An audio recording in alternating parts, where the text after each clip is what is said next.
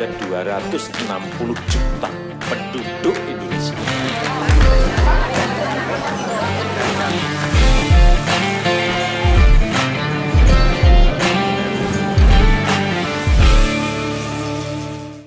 Ada salah satu yang menarik perhatian para pecinta sepak bola, yaitu salah satu bintang timnas Indonesia, Zahra Musdalifah. Bahkan situs resmi AFC pun sempat secara khusus menyoroti penyerang 20 tahun ini. Zahra disorot karena memiliki popularitas yang melebihi bintang Chelsea dari Australia, Sam Kerr. Selain paras cantiknya, followers Zahra yang mencapai 938.000 di Instagram membuatnya jadi salah satu pesepak bola wanita populer di dunia. Karir sepak bolanya sebagai seorang wanita dimulai dari sebuah keisengan. Ayahnya yang merupakan penggemar olahraga futsal membuat dirinya juga turut penasaran dengan olahraga tersebut. Ingin mensupport bakat anaknya, orang tuanya pun memasukkan Zahra ke sebuah sekolah sepak bola. Wanita yang hobi ganti warna rambut ini sempat mengaku minder dengan hobinya bermain sepak bola, yang tentu di tanah air ini merupakan hal yang belum lazim. Olahraga sepak bola mewajibkan pemain-pemainnya untuk memiliki ketangguhan fisik, kekuatan mental, serta keberanian untuk terlibat dalam kontak fisik di lapangan. Oleh karena itu, tidak banyak wanita memilih sepak bola sebagai hobi, bahkan menjadikannya profesi. Namun dukungan keluarga menguatkan Zahra, hingga akhirnya berkat kerja keras dan kemampuannya ia terpilih sebagai salah satu pemain tim nasional Indonesia. Bahkan pemain yang sempat bergabung dengan klub ibu kota Persija Jakarta ini belakangan juga ramai dikabarkan akan segera mengikat kontrak dengan salah satu klub sepak bola wanita di Eropa. Hobi bermain bola sejak kecil tidak membuat pendidikan Zahra terlupakan. Justru Zahra terbilang cerdas di bidang akademik yang mengambil kelas akselerasi dan tamat SD, SMP, dan SMA dalam waktu 10 tahun atau 2 tahun lebih cepat dari kebanyakan orang. Kini, pemain yang mengidolakan Neymar ini pun tercatat sebagai salah satu mahasiswi jurusan komunikasi massa di sebuah kampus swasta Jakarta. Jika melihat debut keikutsertaan timnas sepak bola wanita Indonesia di ajang Asian Games 2018 lalu, memang tidak begitu berjalan mulus. Namun, penampilan wanita kelahiran Jakarta 4 April 2001 ini cukup mencuri perhatian. Di laga perdana grup Asian Games 2018 melawan Maladewa, ia sukses menyumbang 2 gol untuk kemenangan 6-0 Indonesia atas Maladewa. Langkah Indonesia pun harus terhenti di babak grup setelah takluk dari Taiwan dan juga Korea Selatan. Zahra diketahui telah memenuhi panggilan timnas putri Indonesia sejak 2018. Ia pun telah mencatat 18 kali caps dengan koleksi 3 gol. Ajang AFC Women's Asian Cup 2022 akan menjadi momen penting bagi Zahra dan juga pecinta sepak bola tanah air untuk membuktikan kepada masyarakat dunia bahwa Indonesia juga punya talenta menjanjikan di cabang sepak bola putri. Selamat berjuang Garuda Pertiwi, kami selalu mendukungmu.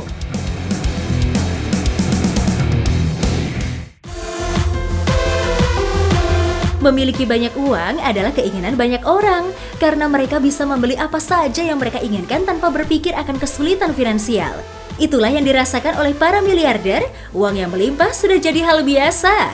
Mereka biasa membelanjakan uangnya untuk banyak hal mewah, seperti mobil, pesawat jet pribadi, rumah megah, dan pulau pribadi. Nah, kira-kira bagaimana ya cara miliarder terkaya di dunia ini seperti Elon Musk, Jeff Bezos, dan Bill Gates menghabiskan uang? Tofels telah merangkum informasinya dalam Begini Cara Orang Kaya Ngabisin Duit.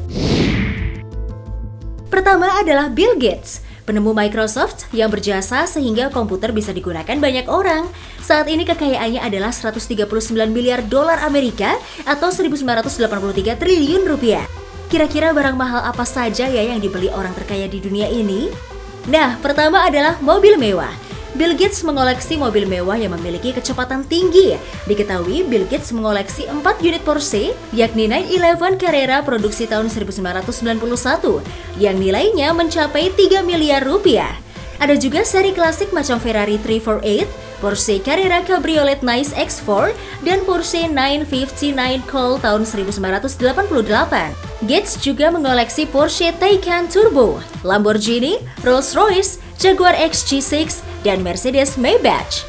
Dan untuk sehari-hari, ia hanya menggunakan mobil Ford Focus tahun 2008. Bill Gates juga punya koleksi lukisan mahal, termasuk salah satu karya pelukis asal Amerika Winslow Homer pada tahun 1885 yang berjudul Lost on the Grand Bank seharga 423 miliar rupiah. Karena Bill Gates hobi membaca, ia juga punya hobi mengoleksi buku kuno seharga 430 miliar rupiah. Buku itu adalah buku karya Leonardo da Vinci bernama Codex Leicester, sebuah jurnal berisi gambar dan tulisan tangan yang dibuat tahun 1510. Hal lain yang dibeli Bill Gates adalah Pulau Grand Bogu KY seharga 356 triliun rupiah. Pulau ini sendiri dikelilingi hutan dan pantai berpasir putih yang indah. Terakhir, Bill Gates menghabiskan uangnya untuk membeli rumah megah seharga 663 miliar rupiah loh pemirsa, dengan fasilitas yang mewah dan dibangun sedemikian rupa untuk menjaga privasinya dan keluarga.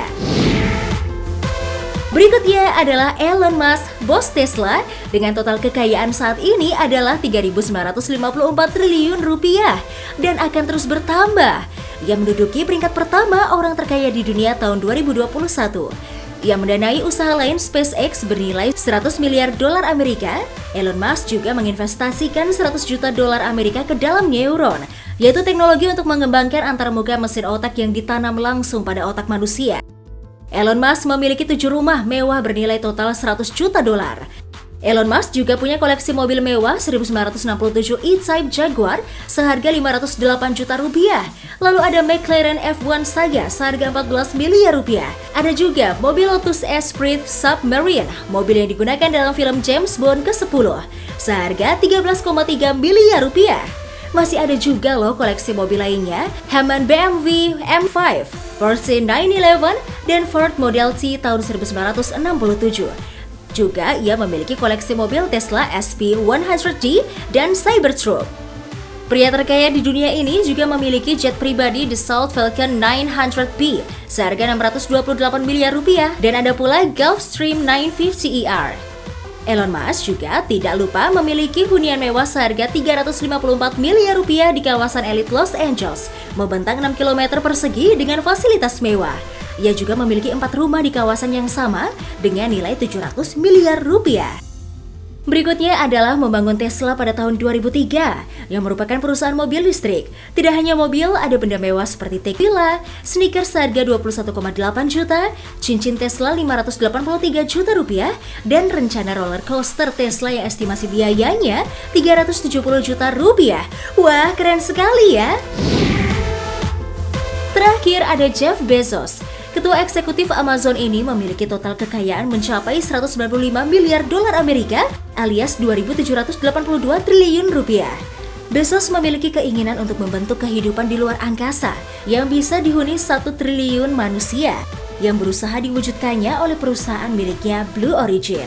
Ia membiayai perjalanan antariksa setiap tahunnya sebesar 1 miliar dolar Amerika untuk penelitian. Jeff Bezos menghabiskan harta dengan membeli museum tekstil di Washington DC seharga 23 juta dolar Amerika. Bangunan ini direnovasi dan dijadikan tempat tinggal miliknya dengan berbagai fasilitas mewah. Bezos juga memiliki apartemen 17 juta dolar Amerika, rumah di tepi danau yang dibeli tahun 1998 dengan harga 10 juta dolar Amerika. Selain obsesinya tentang angkasa, Bezos juga membangun jam yang berfungsi hingga 1000 tahun loh, yang tengah dibangun di pegunungan Texas, Amerika Serikat, dengan biaya pembuatan hingga 42 juta dolar Amerika. Itulah tadi cara miliarder dunia dalam menghabiskan hartanya. Arab Saudi dan Uni Emirat Arab dikenal sebagai negara dengan rata-rata kehidupan masyarakat yang makmur. Apalagi negara-negara ini merupakan negara penghasil minyak terbesar di dunia. Kota-kota di wilayah tersebut pun seolah menjadi etalase potret kemewahan para penduduknya. Tak mengherankan jika sebagian orang di sana menjalani beragam gaya hidup yang luar biasa. Dan inilah sederet potret kehidupan mewah konglomerat di negara-negara Timur Tengah. Saking inginnya leluasa berbelanja, pria ini sampai menyewa sebuah mal di kota Riyadh. Yang lebih luar biasa, pria yang kabarnya merupakan pengusaha kaya raya itu berkeliling mal dengan menggunakan mobil tanpa harus berjalan kaki. Setelah berkeliling, sang pria terlihat turun dari mobilnya bersama seorang pria lainnya dan masuk ke dalam toko yang ingin mereka kunjungi. Menurut salah satu penjaga keamanan di mal yang merekam aksi tersebut, pria ini merupakan seorang pengusaha super kaya. Dan memang benar, dia menyewa seluruh toko agar dapat memasukkan mobilnya saat berbelanja di sana. Potret spektakuler kehidupan mewah masyarakat Jazirah Arab lainnya juga dapat dilihat di penampungan mobil rongsokan. Jika di Indonesia, tempat ini biasanya berisi mobil-mobil tua yang tidak layak digunakan lagi, di Arab Saudi, penampungan mobil rongsokan diisi dengan mobil-mobil yang secara fisik masih dalam kondisi bagus dan dapat diperbaiki agar berfungsi kembali. Tidak hanya itu, mobil-mobilnya pun ternyata bukan kendaraan kuno, melainkan mobil dengan tahun keluaran yang belum begitu lama. Bahkan sebagian di antaranya adalah mobil sport dan mobil mewah. Selain Arab Saudi, Uni Emirat Arab juga terkenal dengan kehidupan masyarakatnya yang bergelimang kemewahan. Seperti yang terlihat di kota Dubai, di mana begitu banyak orang yang bepergian dengan menggunakan mobil mewah, layaknya kendaraan biasa saja. Hal itu pula yang membuat Dubai tak lepas dari kemacetan setiap harinya. Namun hal itu tak jadi masalah bagi mereka yang berkantong super tebal. Penduduk Dubai memiliki cara spektakuler untuk terhindar dari kemacetan, yakni dengan cara menyewa helikopter untuk mengangkat mobil sehingga dapat dengan mudah melewati jalur yang padat dengan kemacetan lewat jalur udara.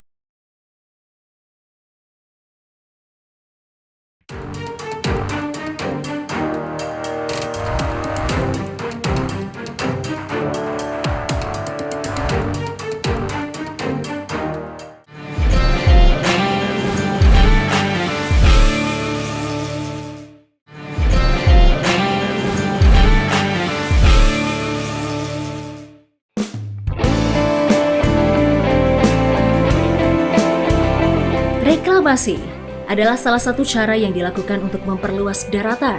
Biasanya dilakukan untuk membangun jalur pesawat di bandara, jalan raya, hingga membuat pulau. Reklamasi dilakukan dengan cara pengurukan laut dan pengeringan lahan atau drainase.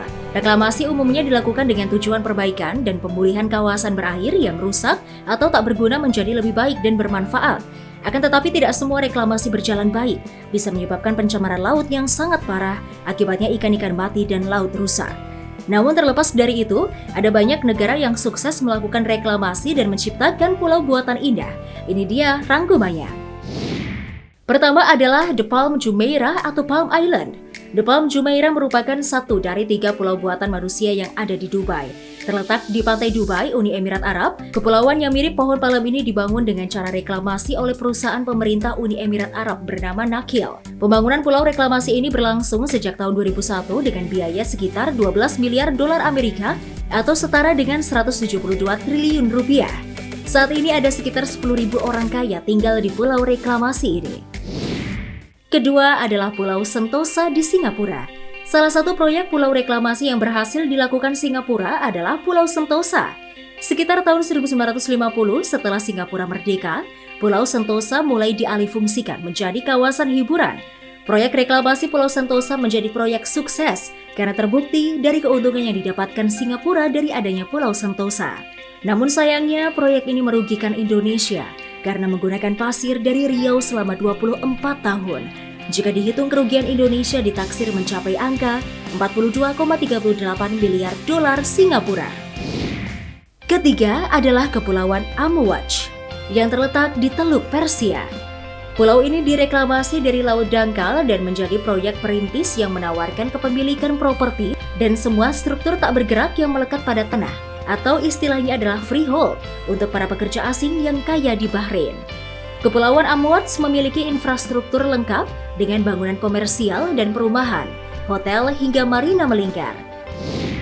Terakhir ada Île-aux-Cygnes. Île-aux-Cygnes di Prancis adalah sebuah pulau kecil buatan di Sungai Seine yang membelah kota Paris. Dibuat pada tahun 1827, pulau ini untuk melindungi pelabuhan Grenelle. Pulau yang memiliki 3 jembatan penyeberangan ini memiliki fitur utama, yaitu replika patung Liberty yang menghadap ke arah patung asli Liberty di New York.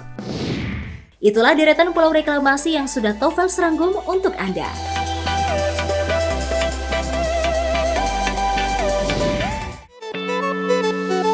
Berbicara mengenai museum, yang terlintas di benak kita pastinya wisata sejarah di mana kita bisa mengenang benda-benda bersejarah yang pernah eksis pada zaman dahulu.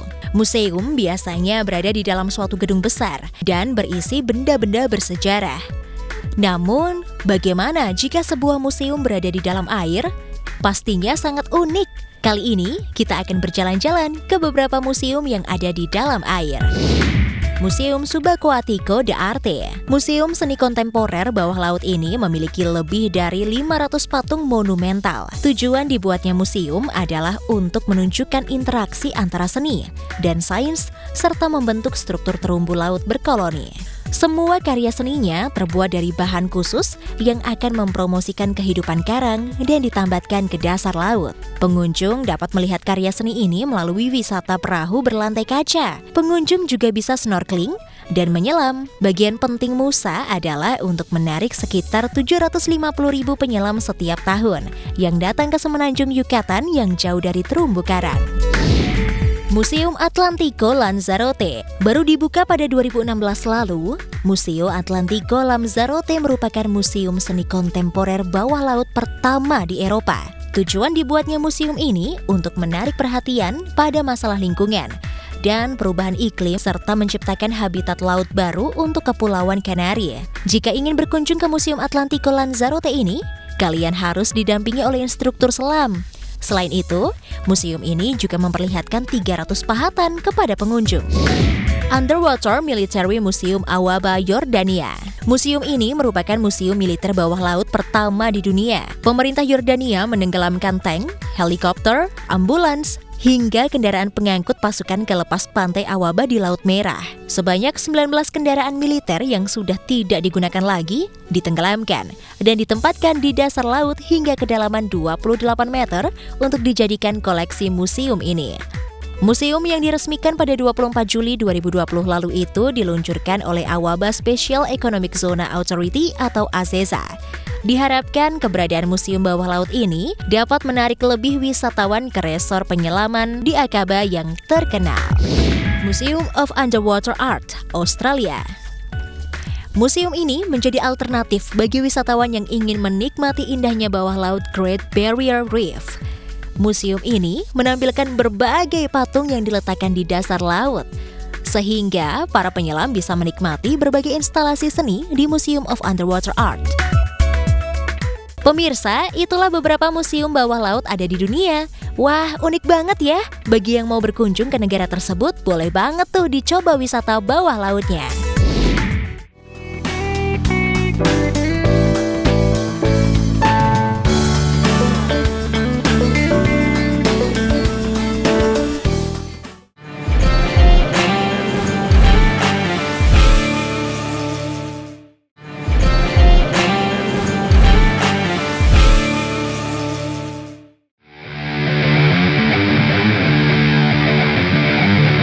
Karya arsitektur modern yang paling mengesankan saat ini adalah gedung-gedung pencakar langit super tinggi yang menjulang mendekati awan.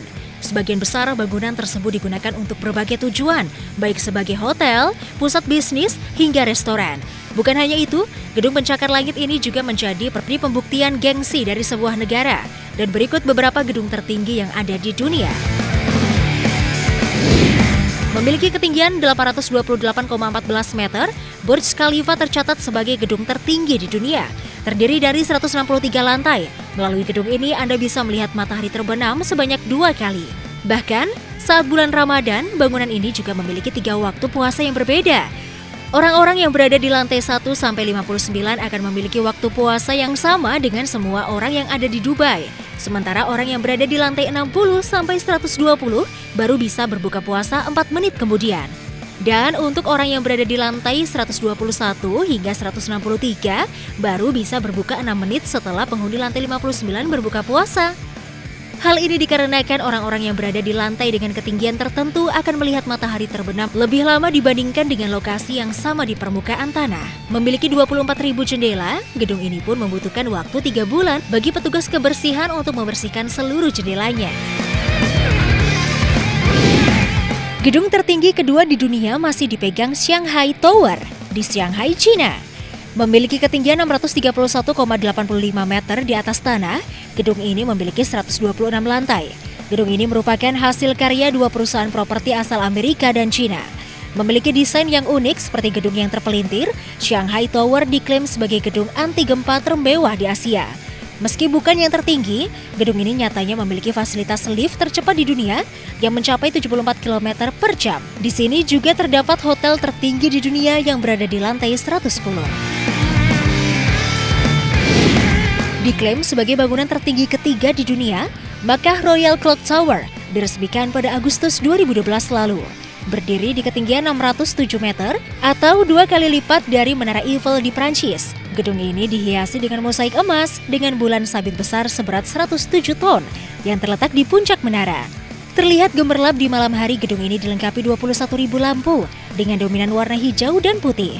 Dilengkapi jam besar, gedung ini dibuat pemerintah Saudi guna menggantikan posisi Greenwich Mean Time atau GMT yang telah berusia 126 tahun dan sebagai acuan waktu dari 1,6 miliar penduduk muslim di seluruh dunia.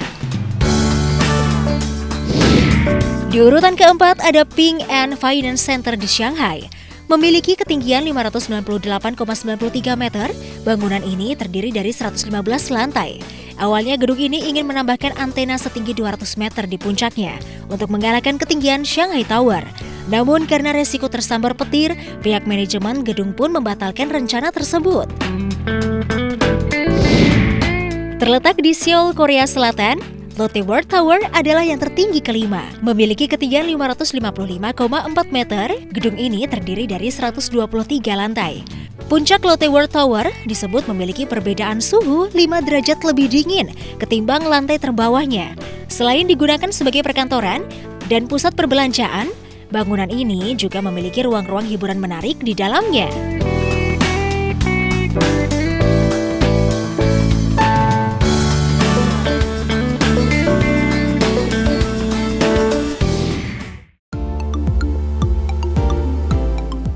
Di dunia ini mungkin tidak banyak orang yang bisa bernasib hoki. Namun bukan berarti tidak ada orang hoki di dunia ini. Kehokian orang-orang pastinya berbeda. Kalau kalian pernah gak dapat sesuatu yang bikin kalian jadi orang paling hoki sedunia? Kalau pernah, coba deh kalian saksikan beberapa orang-orang yang paling hoki di dunia ini versi Top Files. Kira-kira sehoki apa sih mereka? Dijamin kalian pasti bisa iri deh sama tingkat super hokinya orang-orang ini.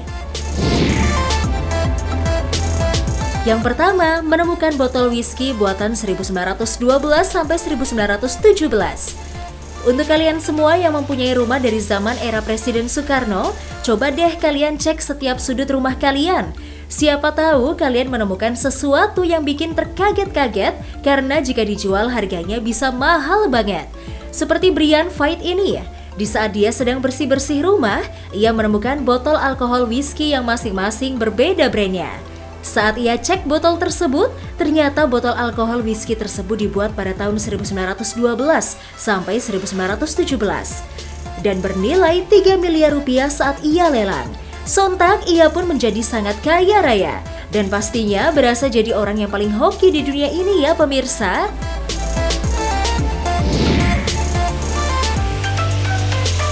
Yang kedua, menemukan fosil di pantai. Siapa sih yang gak percaya bahwa di dunia ini dulu ada dinosaurus? Kalau kalian tidak percaya, kalian harus lihat kejadian yang satu ini. Bermula saat John Goodell bersama 2 anjing peliharaannya sedang iseng untuk berjalan-jalan di pantai. Tiba-tiba mereka menemukan suatu fosil yang katanya adalah fosil Ichthyosaurus. Kenapa ya orang-orang pada hoki banget? Coba kalau kita sedang berjalan-jalan di pantai, palingan cuma bisa menemukan kepiting doang ya pemirsa. Yang ketiga, menemukan pedang bangsa Viking. Saat sedang berlibur ke sebuah pantai, Saga Vanecek bersama keluarganya menemukan sebuah pedang. Walaupun pedang ini sudah terlihat rapuh dan berkarat, namun saat dicek oleh arkeolog dan sejarawan, ternyata pedang ini merupakan peninggalan bangsa Viking. Diperkirakan bahwa pedang ini dibuat 1000 tahun yang lalu oleh bangsa Viking dan menjadi sebuah senjata dalam bertahan hidup. Wah, jangan-jangan pedang tersebut memang sudah memilih Saga sebagai penerusnya ya? Udah kayak King Arthur aja nih. Yang keempat, strawberry terbesar di dunia. Ada saja ya hokinya orang-orang. Lihat saja nih, ada seseorang yang menemukan buah strawberry terbesar di dunia. Saking besarnya strawberry ini berhasil memecahkan rekor dunia. Selain itu, stroberi ini juga memiliki bentuk yang unik bukan? Jika dilihat sepintas mirip seperti ayam geprek nggak sih pemirsa? Gemes banget ya bentuknya. Yang kelima, kiwi paling sempurna. Coba deh kalian lihat kiwi ini, cuma ada satu loh bijinya. Kalau seperti ini kan jadi gampang dimakan ya. Bedakan saja kiwi yang biasa kita beli di pasar. Pasti bijinya banyak sekali bukan? Dan sebelum dikonsumsi pasti kita akan membuang bijinya dahulu. Jadi orang ini hoki banget bisa mendapatkan kiwi seperti ini. Bagaimana pemirsa? Kalian pasti mau juga kan menemukan kiwi yang berbiji cuma satu? Yang keenam, telur di dalam telur. Hayo, pasti kalian tidak percaya ada telur yang berisikan telur lagi. Kalau telur yang di dalamnya ada 2 kuning telurnya mungkin sudah cukup biasa. Tapi yang ini bukan kaleng-kaleng. Sudah ada kuning telurnya plus 1 telur utuh lagi. Ini sih kebangetan hoki. Mana sekarang harga telur lagi mahal. Ini orang malah dapat bonusan. Memang hoki tuh nggak kemana ya.